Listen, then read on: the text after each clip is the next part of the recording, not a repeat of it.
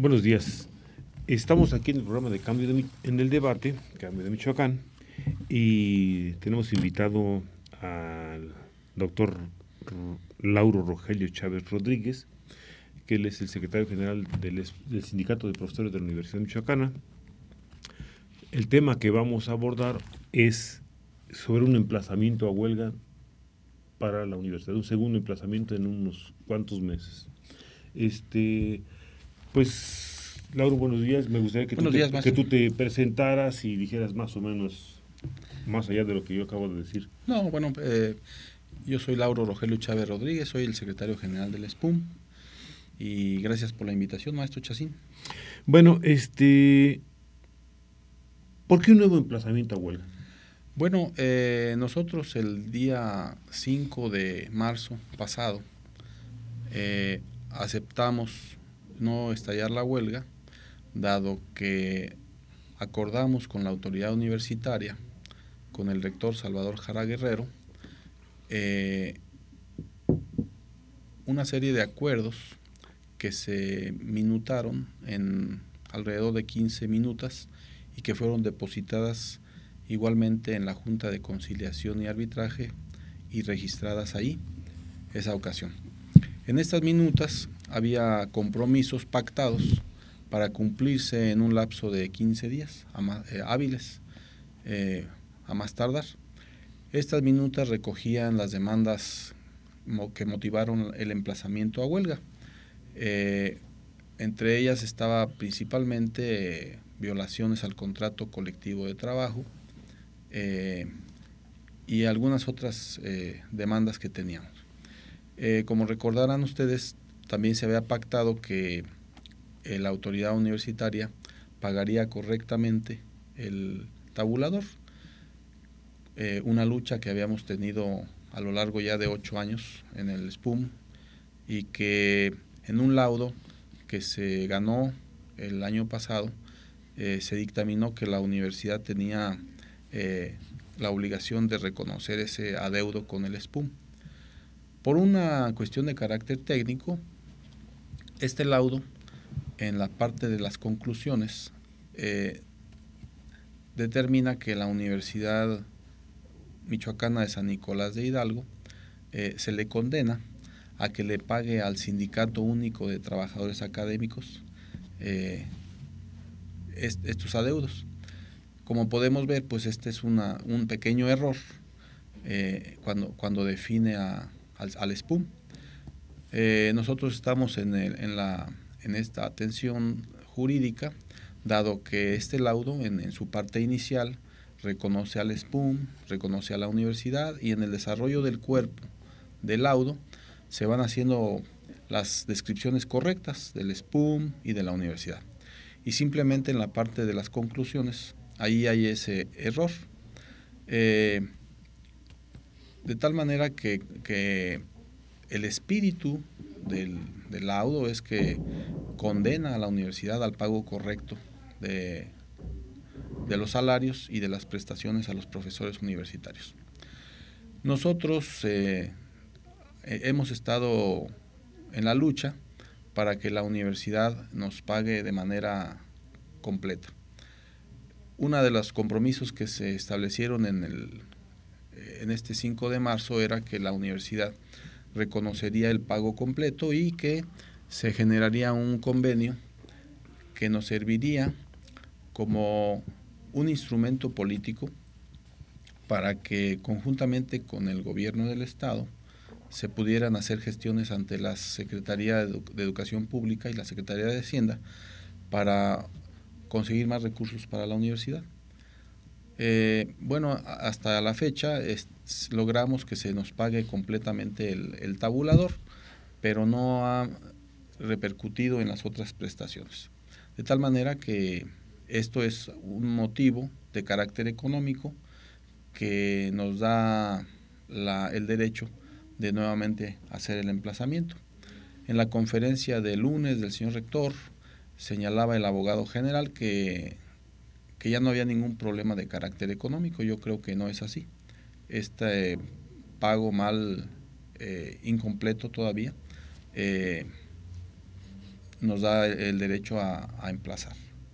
Ese es por el lado económico. Por el lado de las violaciones al contrato colectivo, pues no se han cumplimentado los acuerdos.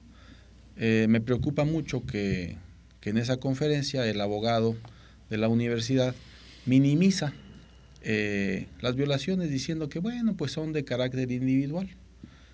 Hay que recordar que nuestro organismo sindical pues es un organismo que agrupa a los profesores universitarios y que cuando se le afecta a un profesor pues se está afectando al sindicato. Entonces nosotros no vemos con esa óptica la situación. Cuando se afecta a un profesor está afectando al sindicato y son violaciones al contrato colectivo de trabajo, de tal manera que nosotros estamos en el derecho de hacer respetar nuestro contrato colectivo y como les digo, el incumplimiento de estos acuerdos pactados, pues como lo señala la minuta de ese día 5 de marzo en la cláusula 3, que obliga al emplazado a demostrar e informar a la autoridad competente sobre el cumplimiento de esos acuerdos pactados, cosa que no ha sucedido. Bueno, el rector maneja también en esta semana, los primeros días de esta semana, que estaban cumplidos el 90% de todas las demandas de él. ¿Cómo lo calcularía? ¿Por el número de demandas, por el número de violaciones, por el número de personas afectadas? ¿Cómo tú consideras que no se puede manejar un porcentaje? Porque al final de cuentas, si manejamos el del salario, pues es el 100%, no ha cumplido con el 100%, ¿sí? Así Entonces, es. como que es muy difícil decir un porcentaje de alguna cosa, podemos decir el 100% de todo lo económico, pues no está cumplido, ¿no? A lo mejor el 80%, 70% del número de, si son individualmente a cuántas gentes, o sea, no hay un parámetro como para decir, hay un porcentaje de... Así es muy difícil cuantificar porcentualmente esto, porque algunas cosas afectan a grupos, algunas cosas afectan a una persona en lo individual, y efectivamente, como comentas, pues en el aspecto económico no nos ha cumplido completamente. Entonces, es muy difícil. Nosotros pensamos que lo correcto pues es el cumplimiento total de todos los compromisos pactados. Él señalaba que, el abogado incluso señaló que habían entregado a tiempo la revisión del contrato colectivo de trabajo. Nosotros creemos que no es así.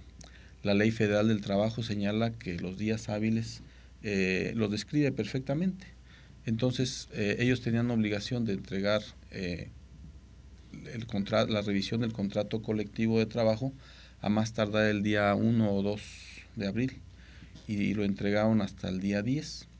Incluso cuando nosotros lo recibimos, el día 10 de abril por la mediodía, casi tarde,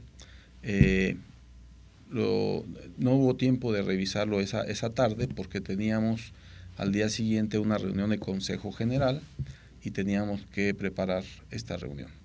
El abogado me habló y me dijo que había enviado el documento. Le dije, ¿sabe qué? Pues no hemos podido, teníamos este asunto pendiente. Y en la conferencia él dice que con cierta desdén que yo contesté que no había tenido tiempo de revisarlo. Lo que pasa es que tuvieron ellos mucho tiempo de antelación y llegó el documento tarde. Una vez que lo revisamos, encontramos pues que estaba mal revisado, porque incluso en el texto que nos envían aparecen hojas todavía con el comité anterior. Entonces, ¿cómo vamos a firmar un contrato colectivo con incluso los nombres del comité anterior? Enseguida el maestro Rendón fue el lunes, se apersonó en la rectoría para tratar de terminar este asunto de la revisión del documento, y pues le asignaron ahí a una compañera abogada que no tenía la capacidad de decidir cualquier movimiento. Entonces vemos con preocupación pues el desdén, ahí sí hay desdén de la autoridad para atender las cosas que son importantes, ¿no? ¿Cuántas veces se han reunido después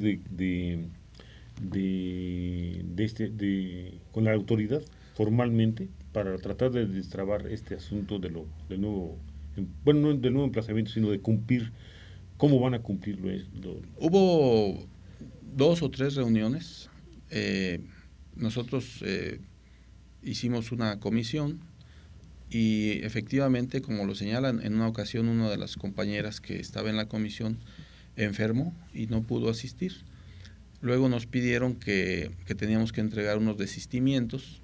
Nosotros les señalamos que los acuerdos decían que ellos tenían que entregar documentación y posteriormente nosotros entregar los desistimientos. Y ellos querían que fuera al revés, que primero entregábamos los desistimientos y luego ellos entregaban la documentación que estábamos solicitando. Sin embargo, en el ánimo de allanar el camino, nosotros les informamos que ya teníamos los desistimientos y apenas ayer por la tarde nos llegaron los documentos, algunos de los documentos que estábamos esperando, pero de manera incompleta. ¿Por qué de manera incompleta? Porque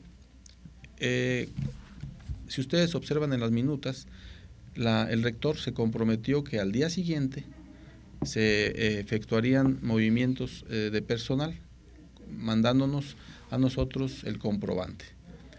Y al día siguiente no pasó nada. Días después envió un ordenamiento al tesorero de la universidad en donde le daba instrucciones para que se hicieran unos movimientos de personal. Entonces, fíjense, ¿cómo vamos a confiar en una situación en donde se comprometió y no se ha cumplimentado? A pesar de que eso fue los primeros días de marzo y aún no se cumplimentan las cosas. Entonces, nosotros vemos con mucha preocupación la falta de cumplimiento de los acuerdos. Muy bien. Bueno, yo tengo entendido que no se ha manejado, creo que formalmente, que para el 22 va a haber un paro, ¿no?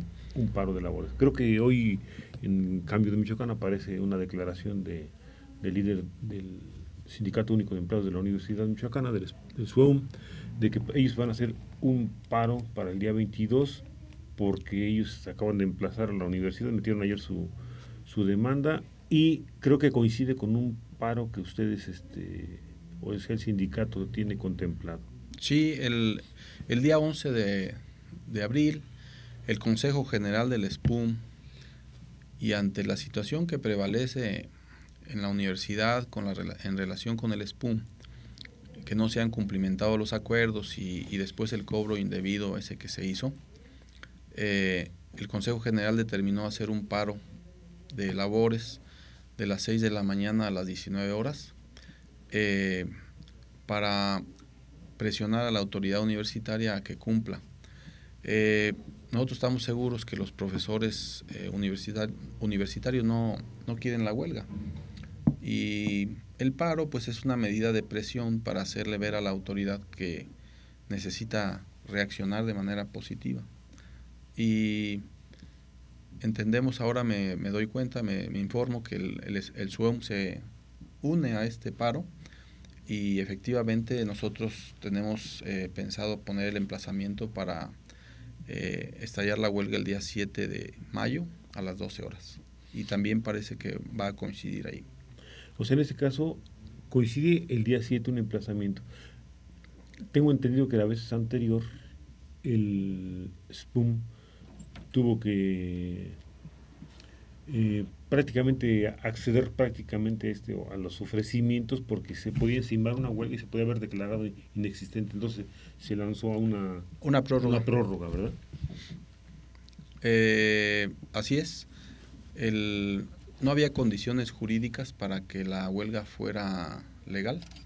La ley prevé que para que una huelga sea legal tiene que haber una paralización de las actividades, de tal manera que al estar las actividades ya paralizadas, corríamos el riesgo de que se declarara inexistente nuestra huelga, y al declararse inexistente poníamos en riesgo la revisión contractual de esta anualidad, porque la ley prevé que en esas condiciones se pierde el derecho.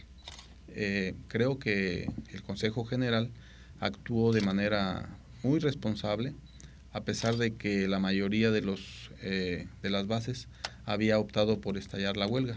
Sin embargo, había un acuerdo previo del Consejo General en donde se dijo que se analizarían las condiciones económicas, jurídicas y políticas en el momento de la decisión. Y a pesar de que teníamos el mandato de estallar la huelga, pues el Consejo General analizó la cuestión jurídica y no era viable. No era viable estallar la huelga, de tal manera que optamos por la prórroga y observamos pues la posibilidad de conseguir mejores acuerdos, mejores condiciones, lo cual pues al final parece que se había conseguido, y el día 5 de marzo se decidió no estallar la huelga, condicionada al cumplimiento de todas esas minutas que estaban depositadas, lo cual ahora, al ver que no ha sido así, pues nos da el derecho a volver a emplazar. Bueno, nos vamos a un corte. Muy bien. Bueno, ya estamos de regreso aquí con el secretario general del SPUM, Lauro Rogelio. Estamos platicando en el intermedio que pues hay problemas bien graves para la universidad, ¿no? Entonces a mí me gustaría primero que mencionas de las violaciones, ¿por qué fueron? Uno, pero ¿cuáles son las más importantes? O sea, ¿a qué se debe eso? ¿Qué es lo que ha motivado? Las violaciones, en su mayoría, es por la falta de observancia de la ley. Así de sencillo. Y nosotros hemos insistido con el señor rector en que no le hemos pedido otra cosa más que cumpla la ley. Así, a secas. Entonces, de la falta de la observancia de la ley se desprenden una multitud de violaciones. Ejemplos. Tenemos una demanda de muchos profesores que se quejan ahora de que no se les ha otorgado el convenio 4. Nosotros llegamos en las discusiones, en las reuniones de avenimiento, y la autoridad argumenta que muchos profesores no cumplen con los requisitos para hacerse beneficiarios del convenio 4. Y sí, nosotros al hacer el análisis documental vemos que algunos profesores no cumplen. Sin embargo, lo que nosotros señalamos al rector es, si bien algunos no cumplen, observamos en muchas dependencias que muchos profesores que no cumplen tienen el beneficio del convenio 4. Y la pregunta que hicimos es, bueno, ¿y por qué no todos parejo? Entonces acordamos en esas minutas, lo pueden consultar en las minutas, acordamos que la autoridad universitaria publicara de manera transparente en la página de la universidad y en la página del sindicato la lista de los compañeros que tienen el disfrute del convenio 4, en el ánimo de que sea transparente. Nosotros nos conocemos y sabemos quién cumple y no cumple. Entonces, cuando la ley no se aplica de manera igual, pues ocasiona problemas, ¿no? Otro, por ejemplo, tenemos el problema de los ingresos. Están acreditados, tenemos acreditados cerca de 600 o 700 técnicos académicos en la presente administración que han ingresado de manera irregular, sin cumplir con lo que mandata el contrato colectivo de trabajo, y que muchos de ellos los observamos haciendo labores administrativas, y una vez que tienen un tiempo haciendo labores administrativas, les empiezan a dar horas de clase, de tal manera que así es como están ingresando muchos profesores. Entonces el contrato colectivo de trabajo y el reglamento del personal académico señala con precisión cómo son los mecanismos para ingreso a los profesores universitarios. Y ante esta falta de observancia de la ley, pues eso nos ocasiona una multiplicidad de problemas. Hay una gran inconformidad de los profesores sindicalizados porque al tener derechos de acrecentar su carga horaria, como lo mandata el contrato colectivo, pues no se ven con ese beneficio, dado que estamos observando que esos técnicos académicos que contrata la autoridad de manera ilegal, después les empiezan a dar horas de clase. Entonces, ese es uno de los grandes problemas que hemos tenido en el caso de el ingreso irregular de profesores. Dentro de ese mismo problema, pues observamos que no tienen el perfil académico, no tienen la antigüedad. Hay profesores que tienen de profesores interinos ya 5, 6, hemos encontrado profesores hasta con 11 años haciendo interinatos, y sin embargo nunca han podido acceder a la posibilidad de la definitividad. Y vemos con preocupación que hay profesores que les están dando más carga horaria sin el perfil y sin la antigüedad, ¿no? Entonces, ese es un ejemplo de simplemente lo que pasa cuando no se observa la ley y que afecta a la vida sindical y ocasiona un desgaste, porque toda la gente está pensando en las irregularidades, en defenderse de la autoridad universitaria, y toda esa energía que se debería dedicar a la academia, pues ahí se diluye, ¿no? Entonces lo que decía Eduardo era que eran 600. Yo tengo los datos de que en esta administración entre 600 y 700 técnicos académicos que han ingresado de manera irregular y que los tienen trabajando en labores administrativas. Así no va a alcanzar el presupuesto de la universidad. Nunca va a alcanzar. Así no, bajo Así esos es. esquemas. Entonces, ¿y qué está planteando el sindicato para resolver ese asunto? ¿Qué está planteando el SPUM? Pues simplemente eso, que se cumpla con la ley y que el ingreso sea a través de los concursos de oposición, como lo señala la propia ley. Ustedes sabrán que tenemos en curso un programa de regularización de interinos, dado que se abusó mucho tiempo de esta situación de la cláusula 18, y hay muchos profesores que tienen haciendo trabajo de interinos durante muchos años. El rector Salvador Jara Guerrero y el anterior secretario del SPUM, el doctor Erasmo Cadenas Calderón, firmaron una minuta en donde se estipula que se pretendía con esta minuta regularizar a profesores interinos. Yo creo que la minuta tenía un espíritu noble al querer ayudar a los profesores que tienen muchos años haciendo interinatos. Sin embargo, vemos con mucha preocupación que se distorsionó, se pervirtió el espíritu de esta minuta, y ahí la minuta señala que era para regularizar a profesores interinos de cada dependencia. ¿Qué hicieron muchos directores? Pues abusaron, pervirtieron la minuta y empezaron a traer profesores de otras dependencias sin el perfil, sin la antigüedad, solamente porque eran sus hermanos, sus cuñados, sus parientes, y dejando fuera a muchos profesores que tenían años ahí. La minuta había establecido en términos generales una antigüedad por lo menos de 3 años. Y ahora cuando este comité llega a la dirección del SPUM, al revisar la documentación, vemos que muchos profesores que tenían esa antigüedad quedan fuera, y vemos que entran profesores con 0 antigüedad, 1 mes, 2 meses, 5 meses, que no tienen el perfil académico, etcétera. Entonces nosotros, el Congreso General de Representantes número 30 del año pasado, mandató al comité a revisar estos procesos de regularización, y detectamos algunas dependencias con muchos problemas. Hay una cosa que a mí me ha llamado la atención. En la página del SPUM hoy aparecen los papeles que se depositan en la Junta de Conciliación y Arbitraje, o sea, están digitalizados, las minutas están firmadas por la autoridad, por los miembros del comité. Aparece los incumplimientos, ¿verdad? En otra parte aparecen las partes incumplidas, están publicados, y esto no lo ha hecho la universidad. O sea, ¿será porque no lo coincide o porque...? No, yo creo que hay falta de voluntad.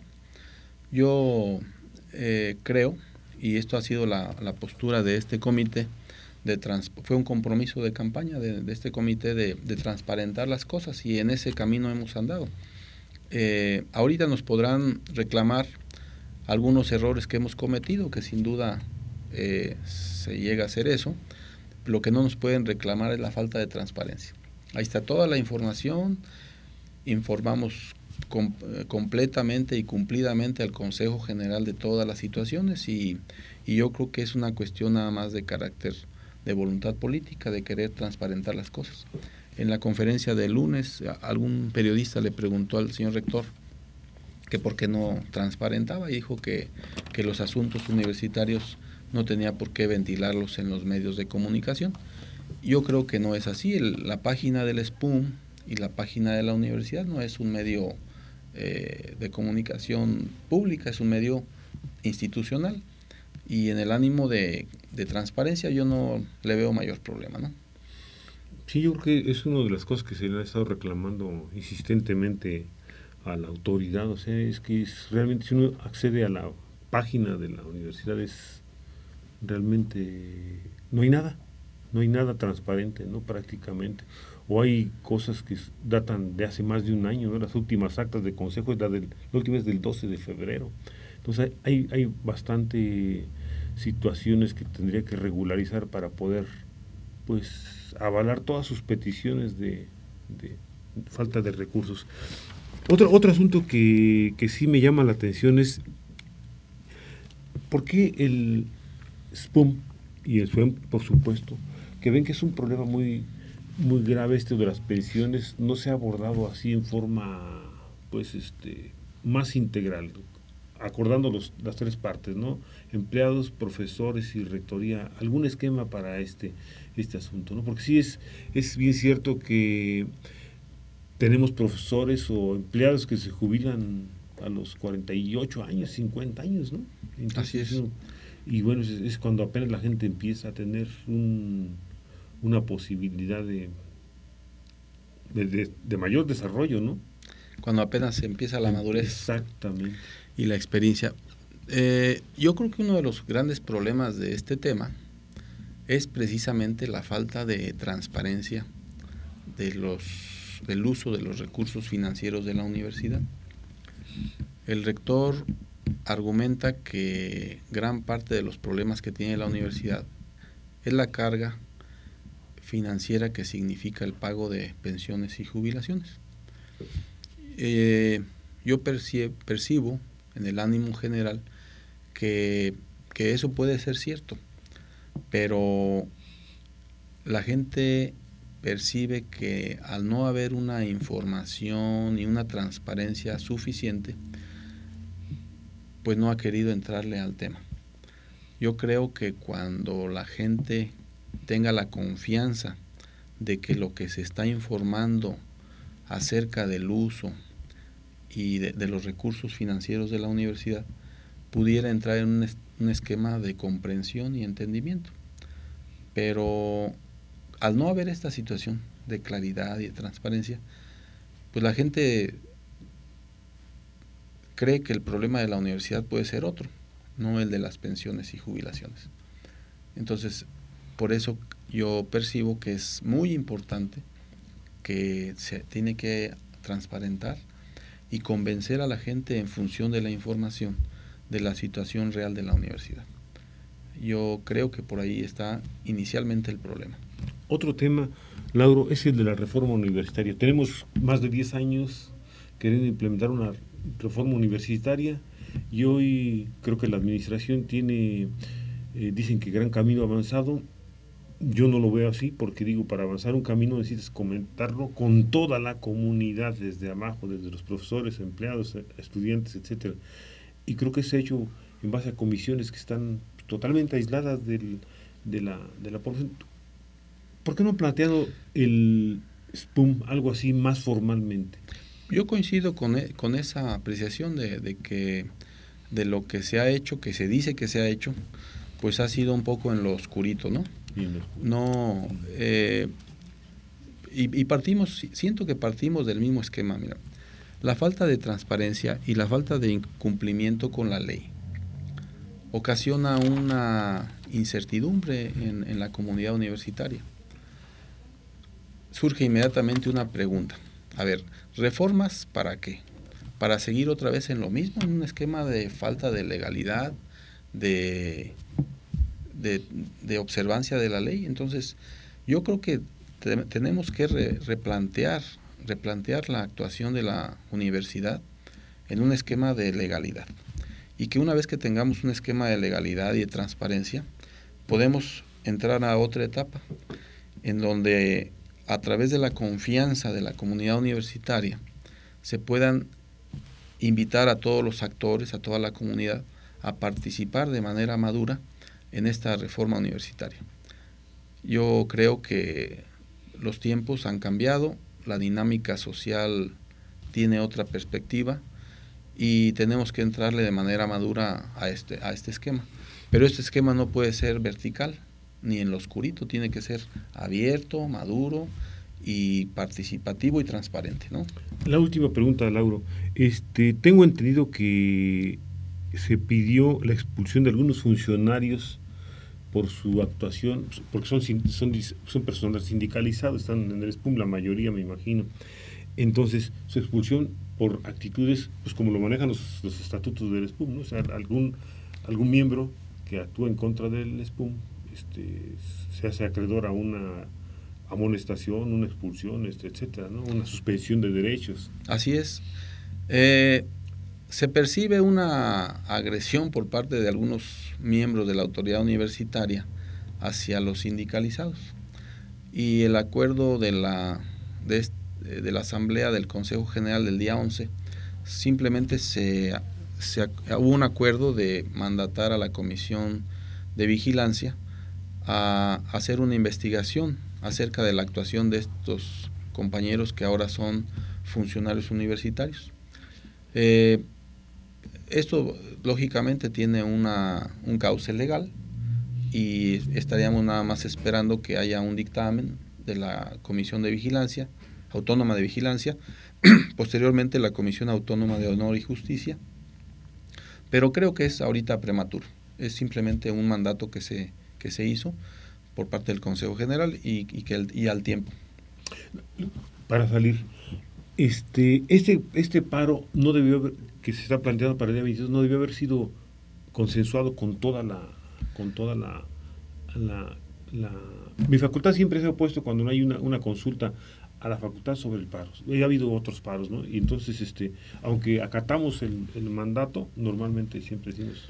Sí, fíjese que son parte de las atribuciones que tiene el Consejo General, como el segundo, como el tercer órgano de dirección del sindicato.